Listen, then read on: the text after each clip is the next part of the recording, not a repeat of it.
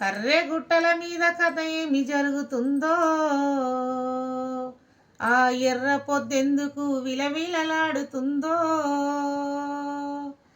ఎందరి నెత్తురు ఏరులై పారుతుందో, ఏ తల్లులకు ఏడుపు మిగిలనుందో, భారీగా బలగాలు బాంబుల శబ్దాలు భయభ్రాంతులను చేసే తుపాకీ మోతలు.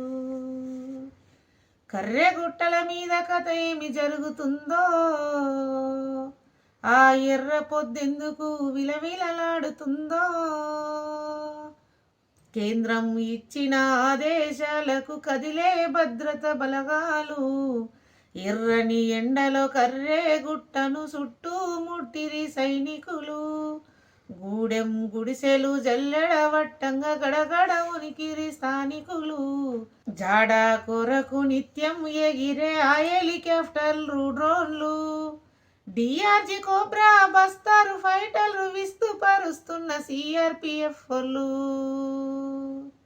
కర్రె గుట్టల మీద కథ ఏమి జరుగుతుందో, ఆ ఎర్ర పొద్దెందుకు విలవిలలాడుతుందో,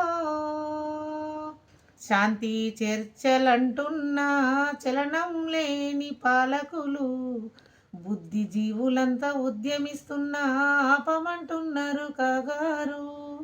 మధ్య భారతాన్ని చిత్రం చేసే అరాచకపు దాడులు, సచ్చిన బిడ్డల లెక్కే తేలదు, సామాన్య పేదల దుఃఖం తీరదు. కర్రె గుట్టల మీద కథ ఏమి జరుగుతుందో, ఆ ఎర్ర పొద్దెందుకు విలవిలలాడుతుందో, ఉద్యోగ బాధ్యతల్లో పోలీసులు ఉద్యమ బాటలో మావోలు, ఎవ్వరికెవ్వరు శత్రువులు, ఎందుకు మీ మధ్య కాల్పులు. ఈ మట్టిలోనే పుట్టినోళ్ళు ఈ దేశ పౌరులే మీ ఇద్దరు, ఏ చేతి నుండి తూట వేలిన కాలేది పేదల కడుపులు. ఆడరేసేటోని ఆలిముండమయ్యా ఆగమైపోతున్నరా బిడ్డలు.